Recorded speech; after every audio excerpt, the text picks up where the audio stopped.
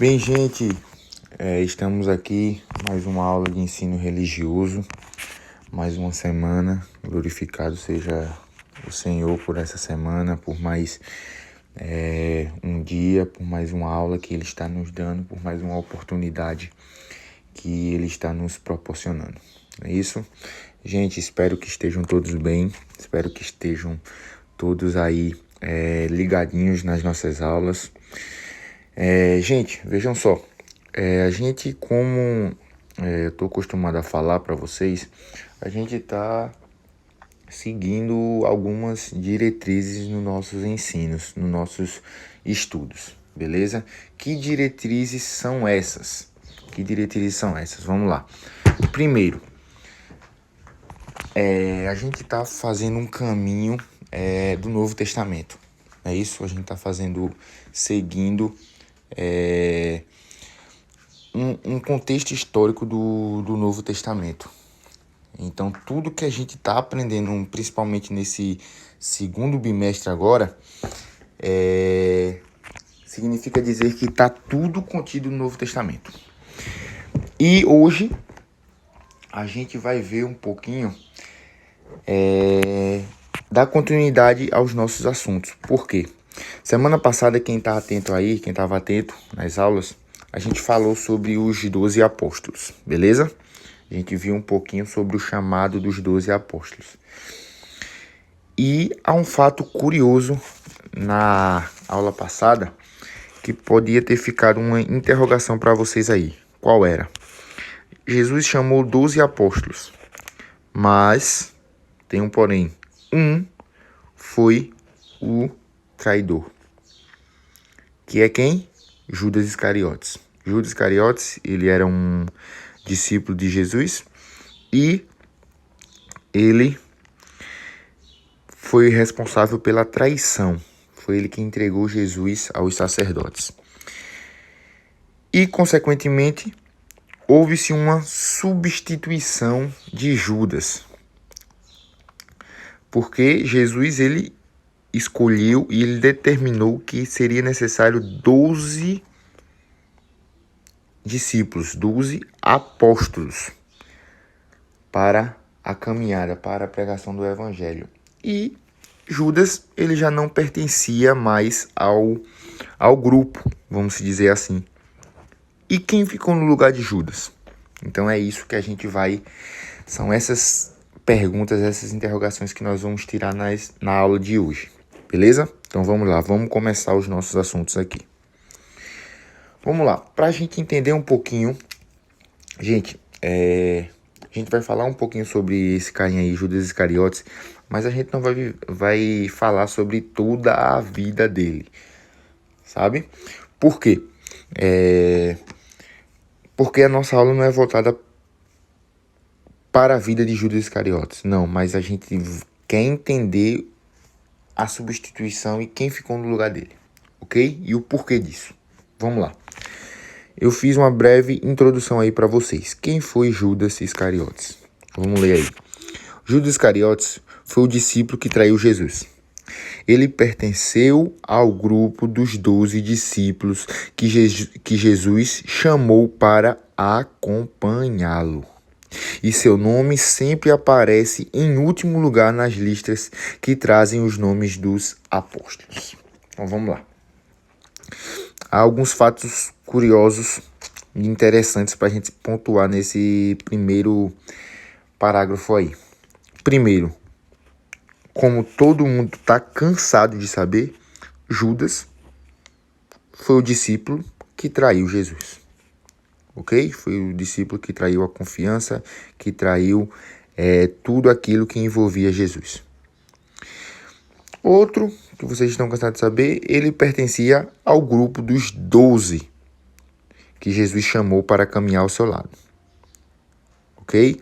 Mas um fato curioso aí, e bem interessante, é que sempre que se é citado o nome dos 12 primeiros discípulos de Jesus, Judas, ele sempre aparece como um dos últimos, ou se não o último.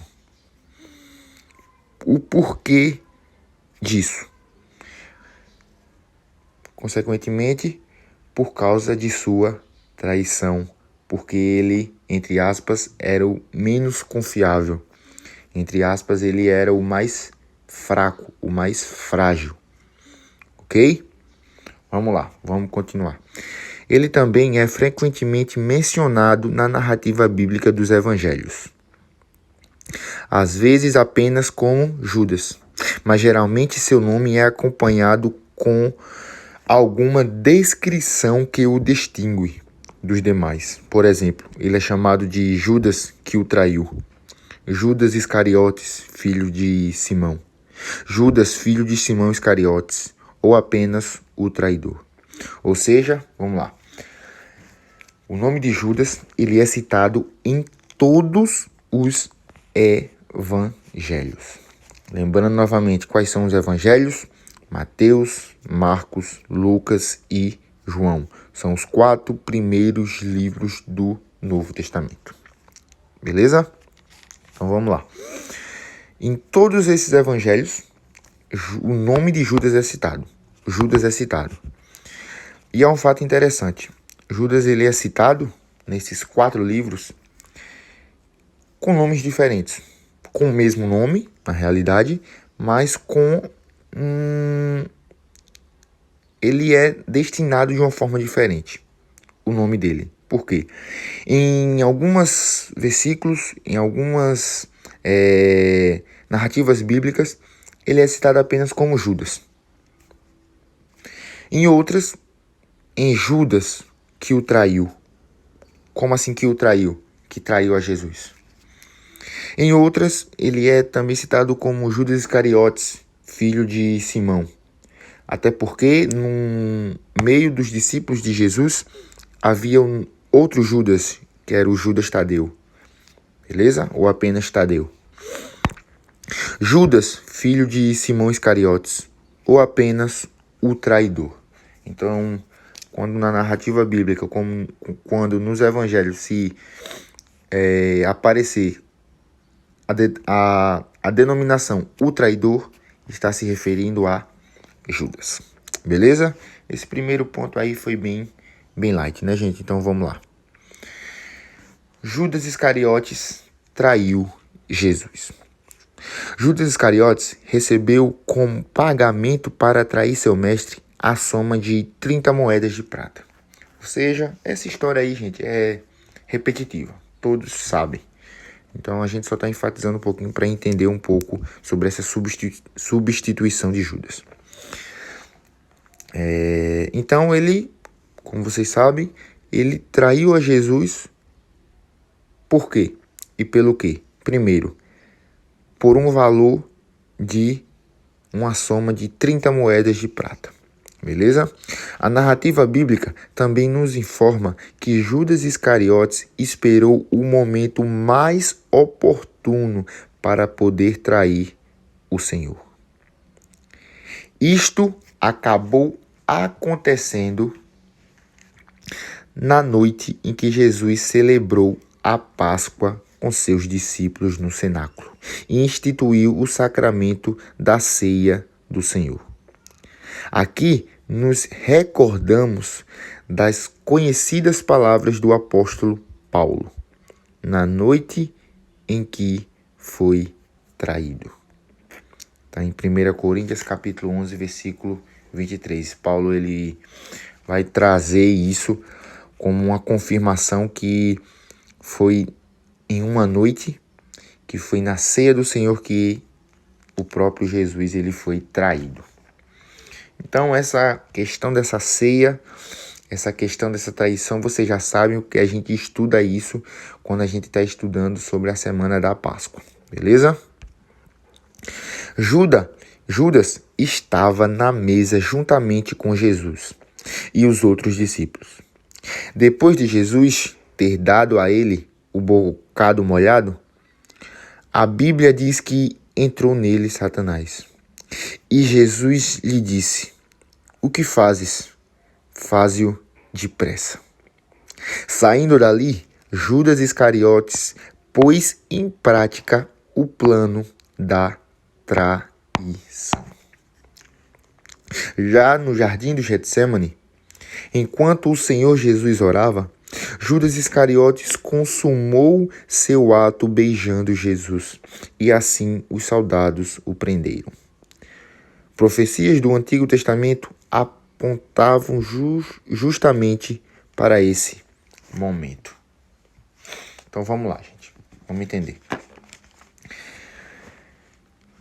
Quando se estava tendo a última ceia, quando Jesus estava celebrando a última ceia com os seus discípulos,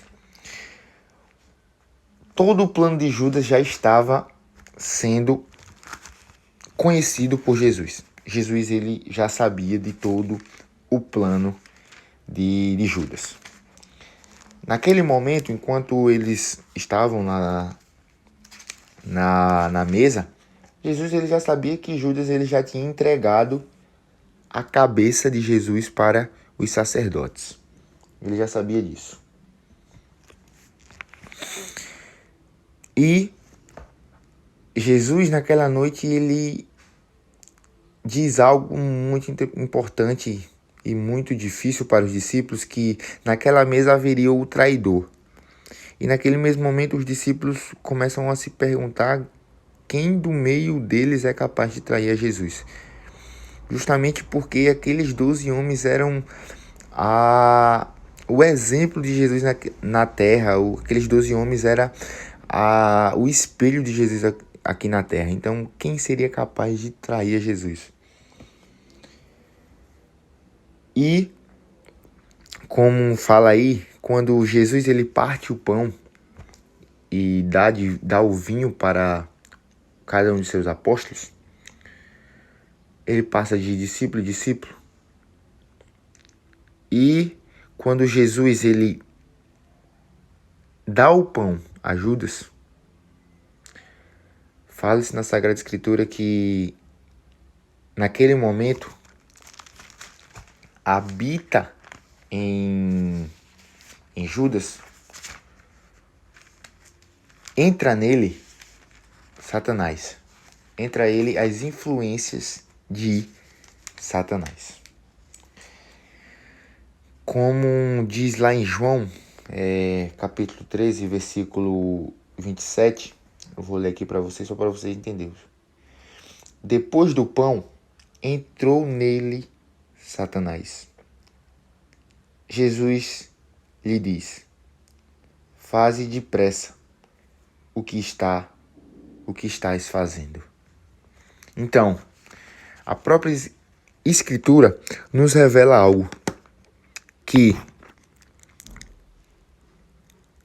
antes mesmo de Jesus revelar que seria traído, Judas, que era o traidor, já tinha traído. Ou seja, Jesus já sabia de tudo. Jesus ele já sabia que Judas, naquele momento, já havia traído o Senhor. E o que é que Jesus fala? O que fazes, faze-o depressa. Ou seja, o que você está fazendo, a atitude que você tomou, termina logo, porque já não tem mais volta.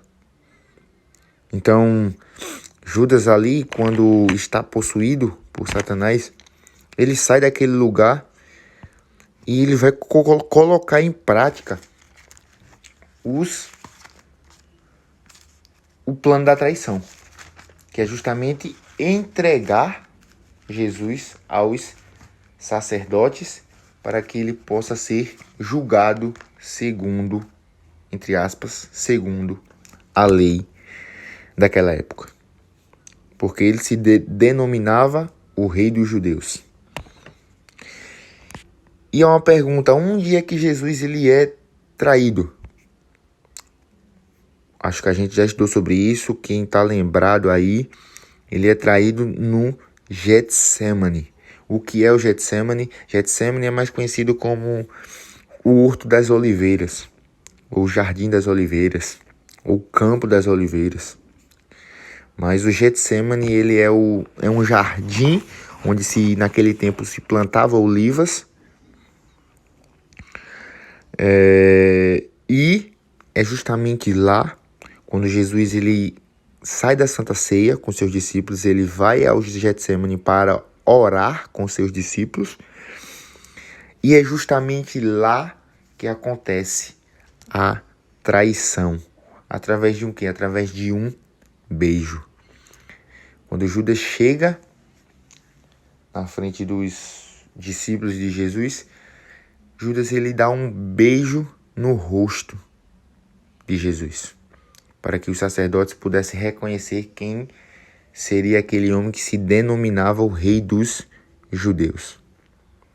E há um fato interessante aí que, naquela época, quando uma pessoa chegava na casa da outra, as pessoas costumavam beijar o rosto daquelas pessoas como um sinal de seja bem-vindo. Você é bem-vindo aqui, você é bem-vindo nesta casa, essa casa também é sua, fique à vontade.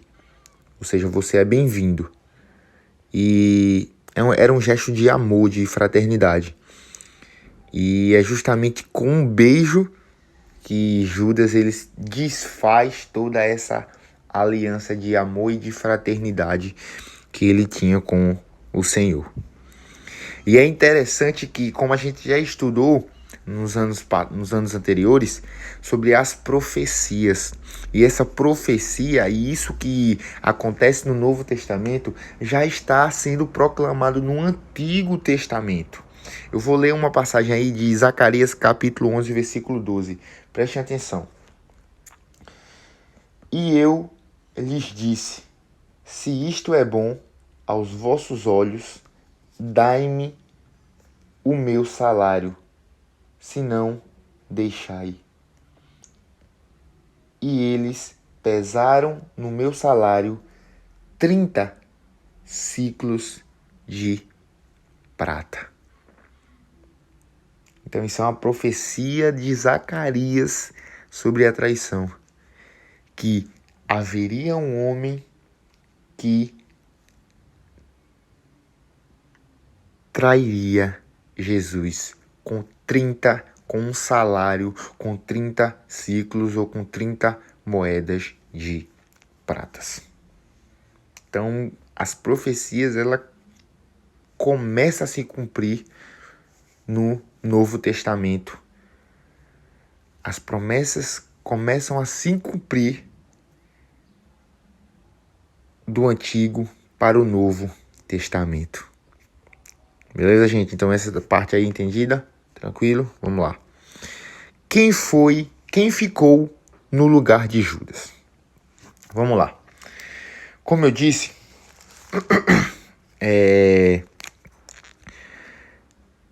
Judas, depois que trai a Jesus, segundo muitos relatos, ele se enforca. Ele comete suicídio. Em muitos relatos, em muitos contextos históricos, fala-se que Judas se arrependeu da sua traição, mas Deus ele o perdoa, mas mesmo assim já é muito tarde. Por quê? Porque ele comete o suicídio, ele retira a sua própria vida, o bem mais valioso que Deus ele pode nos dar. Beleza? Então, Judas ele sai de cena. Ou seja, restam apenas agora 11 discípulos, ou melhor, 11 apóstolos, porque Jesus ele já tinha sido traído, Jesus ele já tinha sido crucificado e morto, e Jesus já tinha sido elevado aos céus. Ou seja, a gente viu na aula passada que quando Jesus ele volta ao reino dos céus, os discípulos não são mais chamados de discípulos, mas sim de apóstolos. Ou seja, porque agora eles eram os responsáveis por levar a palavra de Deus para as outras pessoas. Ou seja, de 12 discípulos, se tem agora 11 apóstolos. Porque Judas era o traidor. Judas, ele saiu. Ok?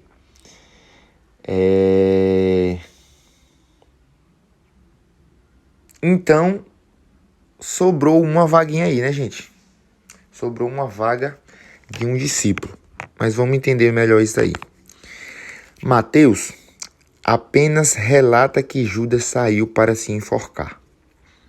Já o evangelista Lucas, no livro de Atos, fornece alguns detalhes sobre esse momento de acordo com a descrição dada pelo apóstolo Pedro. Ele diz que Judas Iscariotes, precipitando-se, rebentou pelo meio e todas suas entranhas se derramaram. Matias foi escolhido para ocupar o lugar deixado por Judas Iscariotes. Pior do que a sua trágica e assombrosa morte é a sentença que lemos sobre o seu fim.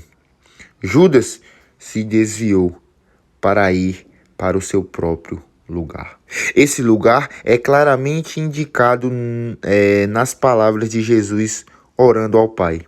Tenho guardado aqueles que tu me destes, e nenhum deles pereceu, exceto o filho da perdição, para que se cumprisse a Escritura.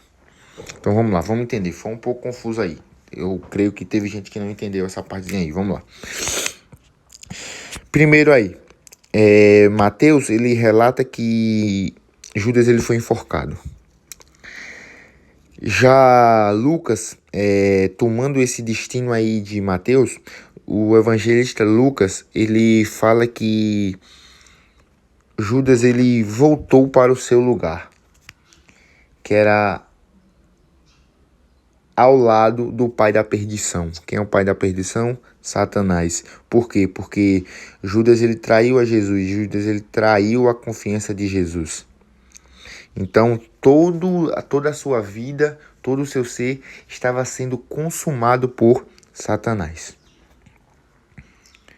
Então há esses dois relatos aí, um que Judas se enforcou e morreu, e outro que Satanás ele tinha levado Judas para o inferno. Ok?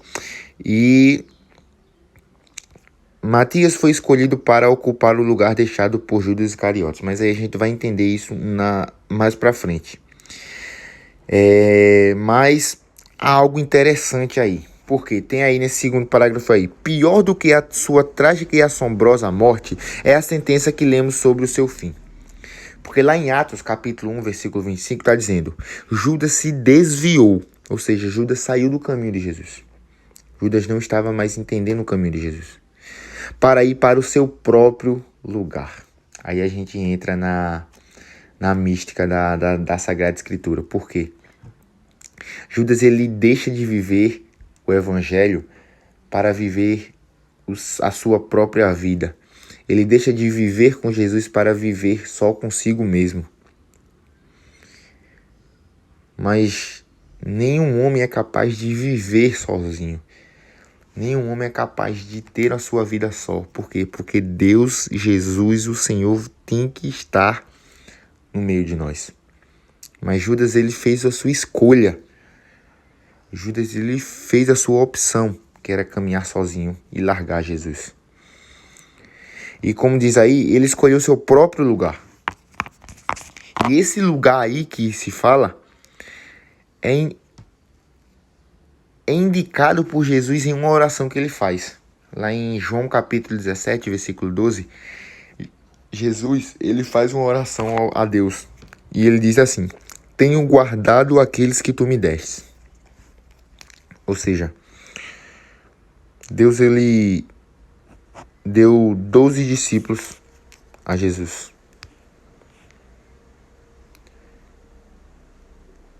E ele fala: eu tenho guardado esses 12. E nenhum deles pereceu, ou seja, e nenhum deles fraquejou. Mas tem aí, exceto, ou seja, com exceção, o filho da perdição. Quem é esse filho da perdição indicado por Jesus aí? O próprio Judas Iscariotes.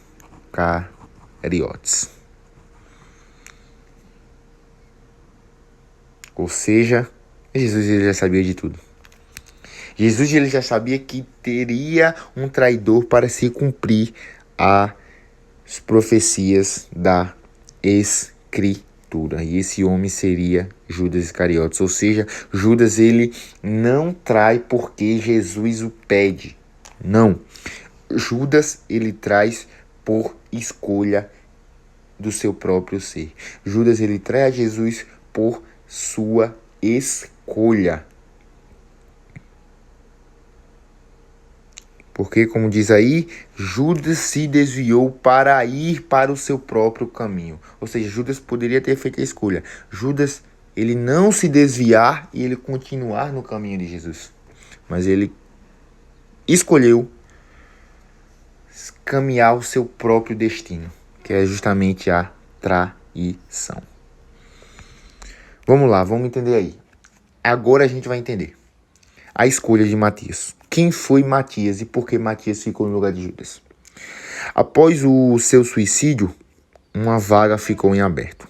Então foi realizado entre os apóstolos uma espécie de concílio, conforme Atos 1, do versículo 21 ao 26. Vamos ver. Então vamos lá, gente. Como eu já disse várias vezes nessa aula, quando Judas ele sai de cena, resta-se uma vaga. Resta-se uma vaga.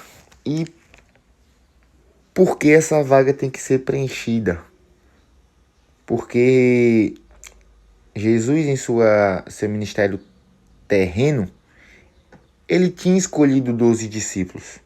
E esses 12 discípulos, eles caminhavam de 2 em 2. Lá em Marcos capítulo 10, ele vai nos falar isso, que Jesus, quando ele enviava os seus discípulos, ele enviava de 2 em 2, ele não enviava de 1 em 1. Por quê? Porque um teria que ajudar ao outro. Então ele enviava de 2 em 2. Ou seja, agora ele tem apenas 11 discípulos.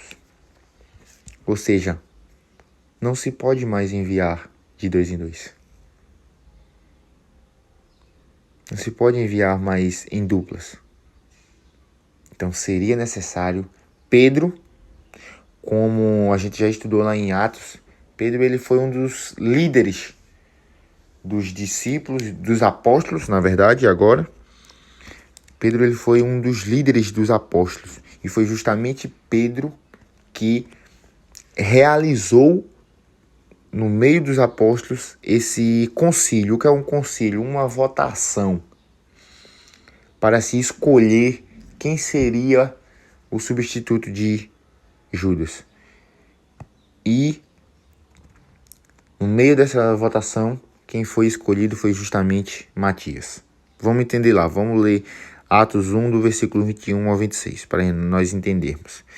Convém, pois, que destes homens que têm estado em nossa companhia todo o tempo em que o Senhor Jesus viveu entre nós, a começar do batismo de João até o dia em que de nosso meio foi arrebatado, um deles se torne conosco testemunha de sua ressurreição.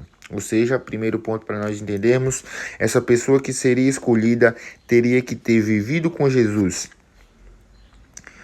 desde o seu batismo, que ele foi batizado por João Batista, até o dia de sua ressurreição. Ou seja, essa pessoa escolhida teria que ser testemunha de toda a sua vida ministerial, porque o ministério de Jesus começa quando ele é batizado por João Batista, até o dia da sua ressurreição. Então essa pessoa escolhida teria que ter visto esse processo todo. Ok? Propuseram 2. Havia no meio do povo 2 pessoas que tinham vivido todo esse processo de Jesus. O primeiro era José, mais conhecido como Barsabás, que tinha sobrenome Justo, ou seja, ele era denominado como José o Justo. E também Matias. E oraram nestes termos: Ó Senhor, que conheces os corações de todos, mostra-nos qual destes dois escolheste, para tomar neste ministério e apostolado o lugar de Judas, que se transviou para ir para o seu próprio lugar.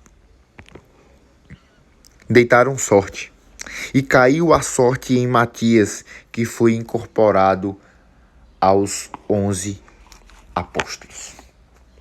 Então, a substituição de Judas e a nomeação de Matias não foi algo qualquer.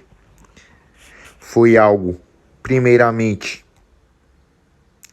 orado. Ou seja, não foi apenas os 11 apóstolos que Jesus tinha deixado, foi quem escolheram, quem ficou no lugar de Judas. Não foi eles que escolheram, mas sim porque eles oraram a Deus e Deus mostrou quem teria que ficar no lugar de Judas Iscariotes. Por isso que fala aí, eles oraram, deitaram a sorte e a sorte caiu em Matias. Ou seja, o escolhido para viver, o escolhido para se incorporar aos apóstolos foi justamente Matias. Ok? Para ser escolhido, o candidato deveria cumprir a principal exigência de ter acompanhado os discípulos durante todo o ministério de Jesus, ou seja, desde o batismo realizado por João Batista até a sua ascensão aos céus. Logo, o novo apóstolo obrigatoriamente deveria ser capaz de testemunhar a ressurreição de Jesus, ou seja, ter visto Cristo ressurreto. Ou seja, como eu já expliquei, aquele discípulo escolhido teria que ter visto o batismo de Jesus, desde o batismo de Jesus, que é quando começa o ministério de Jesus, quando Jesus começa a pregar, até o dia de sua ressurreição. O antigo historiador Eusébio defendeu que Matias provavelmente tenha sido um dos 70 discípulos escolhidos por Jesus para a missão escrita no Evangelho de Lucas, capítulo 10. Lembram-se na semana passada que a gente fala que Jesus ele não escolhe apenas 12 discípulos. Ele escolhe cerca de 72 discípulos. Beleza? Mas apenas esses 12 homens que são chamados de mais próximos. Eles eram mais próximos de Jesus.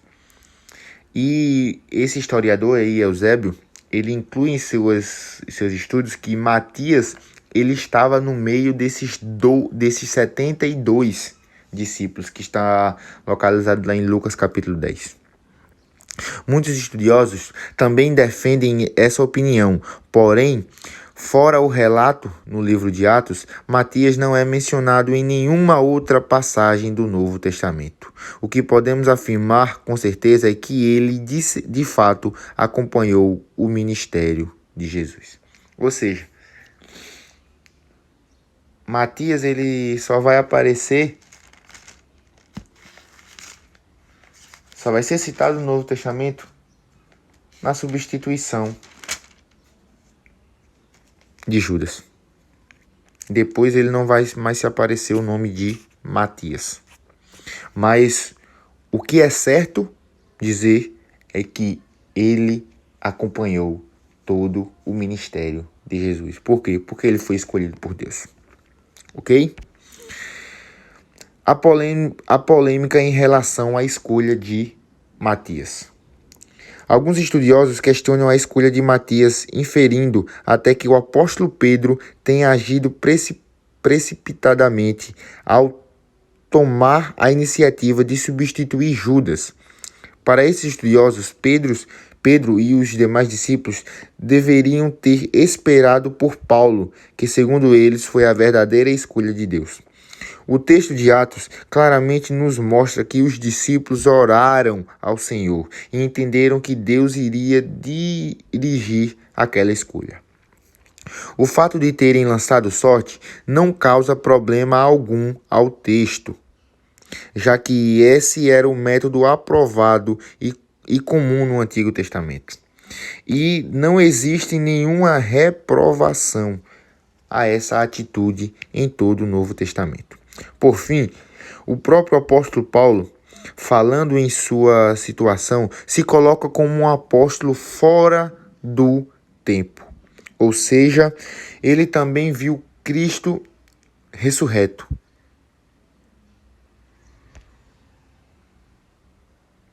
Seu apostolado foi legítimo e confirmado, porém, essa revelação e, consequentemente, seu chamado ocorreram posteriormente, no momento oportuno preparado por Deus.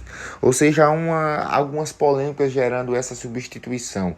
Uns defendem que Pedro ele foi precipitado porque ele deveria ter esperado Paulo, que Paulo ele foi o verdadeiro escolhido por Deus, que Paulo como a gente está cansado de saber que Paulo ele exerceu no Novo Testamento uma importância muito grande, mas o fato é que Pedro ele não saberia que Paulo ele teria essa importância toda.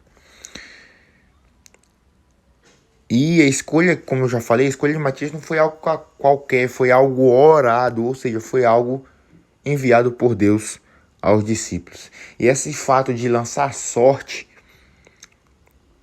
era algo, vamos dizer, comum nas Escrituras, porque isso já tinha acontecido no Antigo Testamento. Então era algo comum as pessoas lançarem sorte para substituir algo ou para escolher algo. Então era algo correto. E o próprio Paulo, ele fala que em suas cartas, em uma de suas 13 cartas, Paulo ele fala que ele viu Cristo ressurreto, ou seja, ele viu Cristo ressuscitado. Mas ele confirma que seu chamado ocorreu posteriormente no tempo de Deus. Ou seja, o chamado de Paulo foi depois disso tudo. O chamado de Paulo ele foi chamado depois da traição, ele foi chamado depois da substituição de Matias. Então, o chamado de Paulo ele também é considerado como um chamado de apostolado, ou seja, como um chamado de apóstolo, mas depois da substituição de Judas.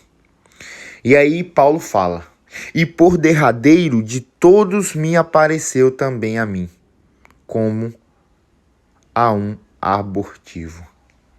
Ou seja, Paulo ele explica tudo através dessa frase aí, que ele foi o último, que ele não foi escolhido antes de Matias, mas Paulo ele foi escolhido depois de Matias, ou seja, era tudo propósito de Deus. E por derradeiro, ou seja, e por fim de todos, depois de que apareceu a todos, ele apareceu também a mim. Então Paulo ele explica toda essa polêmica. Matias sim foi o escolhido para ser incorporado aos apóstolos de Cristo. Bem, gente, então essa foi a nossa aula. Espero que todos tenham entendido, todos tenham colocado esses estudos em prática aí. Vamos colocar estudo em prática.